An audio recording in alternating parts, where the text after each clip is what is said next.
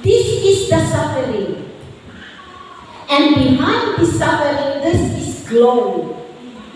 Nakatago ang himaya sa sining na pag-antos. Usually your life so go, you are in pain, may mga problema ka, but behind that pain, there is glory. Kasi sa Bible, you have to share His suffering. Amen? So kung may masakit ka man, ang iya likod sinahili. Amen? Kung kulang ka, ang iya kapit sina blessing. Kaklaro sa pulong sa Ginoo, if you share His suffering, we will share His glory. This communion means is to share, not hindi lang kaon, it's sharing. So when we take communion, I pray na maintindihan ta na Lord, you share my pain. And I get your power. No, kaon ka ni karong, hindi lang nagkakaon ka. Think about God is sharing His glory. Siling pa kanina sa verse, we are 2 heirs. Anong kinpanumli sa bata sa amay ni Jesus? Kaanay kita 2 heirs. Amen? So, mag-partake kita ni, think about, Lord, thank you, you share my pain. Magagwa ka karon, God will give His glory unto you. Ano nga naging mungkin ako ibang sumo? Think about the glory.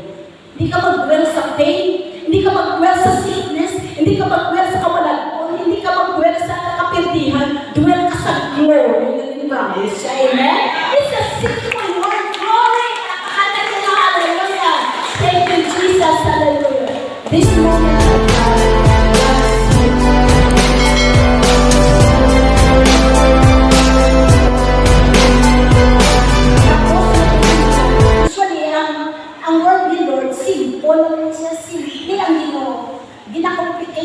Sa mga theologians, sa mga tao. But when you receive the Spirit of the Lord, hapos intindiyon, kag hapos i-apply. Sa silingaga, before kita mag-serve sa communion, may gamay na kong i-share. Na-connect sa i-share ng pasoda. Before ko tawag ang mga deaconesses, I would like to share about ang Balilina sa Romans. Ephesians 8, Romans 8:14. Now we are children, then we are heirs of God and co-heirs with Christ, in we share His suffering, in order that we may also share His glory. This is the suffering. And behind this suffering, this is glory. Nakatago ang himaya sa sining na pag-antos. Usually your life so go, you are in pain, may mga problema ka, but behind that pain, there is glory. Kasi sa Bible, you have to share His suffering. Amen? So kung may masakit ka man, ang iya likod sinahili. Amen? Kung kulang ka, ang iya kapit sina blessing. Kaklaro sa pulong sa Ginoo, if you share His suffering, we will share His glory. This communion means is to share, not hindi lang kaon, it's sharing. So when we take communion, I pray na maintindihan ta na Lord, you share my pain. And I get your power. No, kaon ka ni karong, hindi lang nagkakaon ka.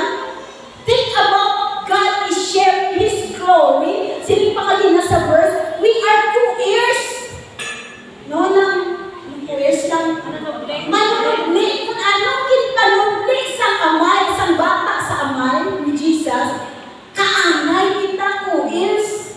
No, kung we will interpret our lives to be spiritual, we are came from the Spirit. No? Before kita na naging tao, linhuipan kita sa Espiritu sa Ginoo. And we are human spirit. Tao ka na may Espiritu. Amen?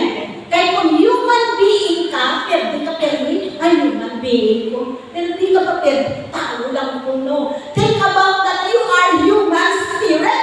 Amen? Kaya ang Espiritu sa Diyos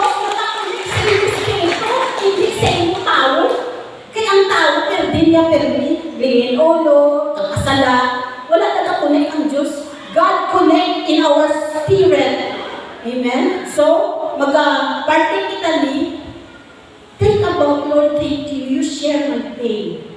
Magkagwa ka karon, God will give His glory unto you. Ano man ang imugin ako, bangso mo? Think about the glory. Hindi ka mag-dwell sa pain, hindi ka mag-dwell sa sickness, hindi ka mag-dwell sa kamalagpon, hindi ka mag-dwell sa kapirdihan, dwell ka sa glory. Yung promise siya, amen? It's a simple word, glory. Hallelujah. Thank you, Jesus. Hallelujah. This moment at time, God is here, and He was to share His life unto us. Communion means two-word means the agreement between two. Union, these things come together to unite and to make one. So, communion is to make us one. And the Bible says in Luke chapter 22, verse 19 to 12, and He had taken bread and gave thanks. He broke and gave it, saying, "This is my body, which is given for you. Do this in remembrance of me." Bread and giving thanks He broke means, this is my body for you, becoming one in Christ. Gin-break niya, ginhatag niya para manginuwan ka kay Christ. Kung ano ang mga things na ara kay Christ, mangin-imo man, kay gin-break niya ka ginhatag. So meaning, breaking bread is being one in Christ. Amen? Intindihan natin? Then, the second, he get the and the same way, he took the cup, saying, for them eaten, saying, "This cup which is poured out for you in a new covenant in my blood." Meaning, sa poured out, transfer. So, ang blood is a symbol of our sins forgiven. So, when you receive this cup, think about there's a transferring of forgiveness. Dapat wala ka ng condemnation sa self mo. Kaya this power of pouring, meaning cleansing, ginget ya ang imusala. Meaning, this is a sign that you are forgiven. Church, then sini pa diri, it's the new covenant. New covenant means there is an approval. Hallelujah. Ang tawa mo lang ang kasimpol sa pulong, sili niya, iula ko, i-transfer ko ang gahong sa sili nga dugo. Ang dugo sa Diyos, kung ang taon ta, wala na siya sala, amunin siya ang the only blood na nag-save sa aton.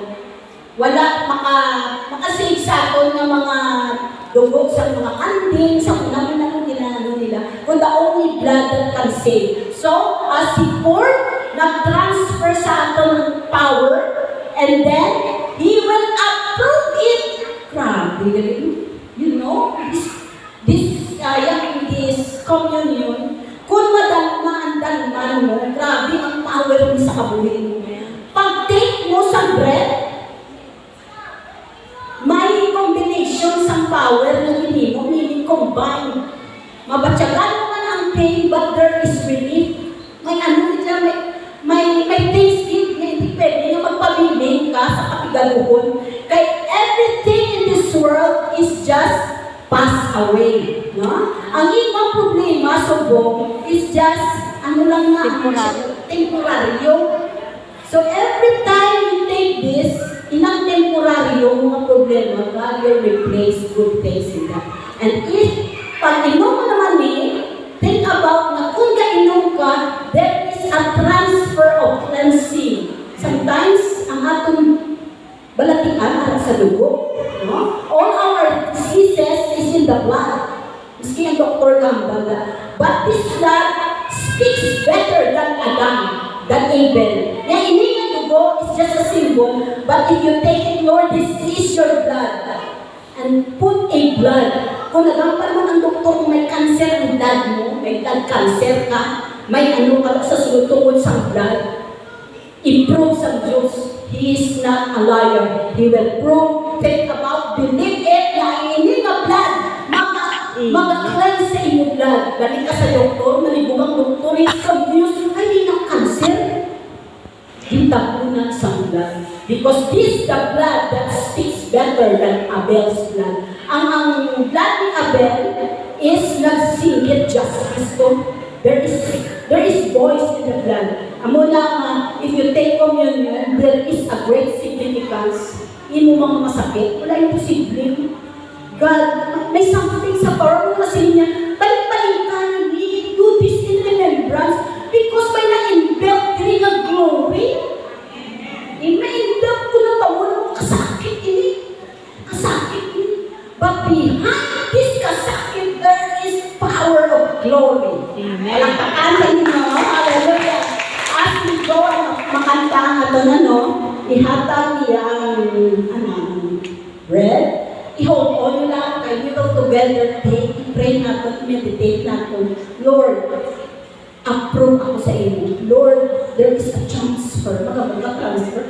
Well, pwede. Healing, pwede. Joy, pwede. Tanan, pwede. Because we are co-heirs. Maninugling kita kung kay Kristo. Amen, church? Amen. Hallelujah. So as we go along, kag maghatag ay, sorry. Thank you. In my heart, I can breathe. Open my eyes to the things I see. Show me how to love like you love me.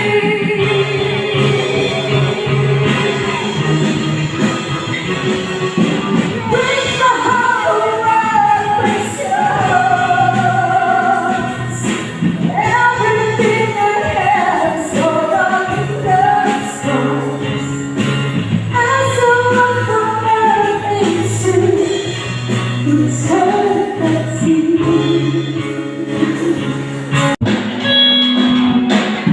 I see that coming down the clouds and fire. A whole ocean, a whole ocean. That sees love and mercy, washing over all my sins. The people sing, the people sing. Hosanna, Hosanna, Hosanna in the highest. Hosanna, Hosanna, Hosanna in the highest.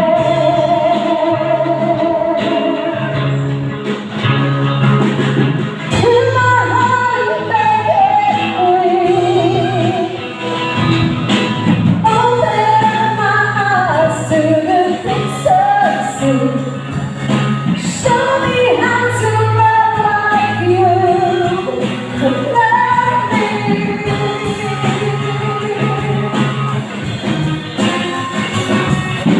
Break my heart around precious.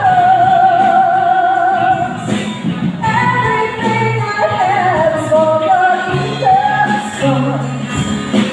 I saw from earth into eternity.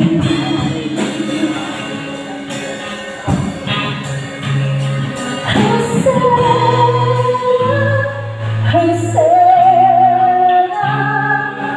Hosanna in the highest. Hosanna, Hosanna, Hosanna.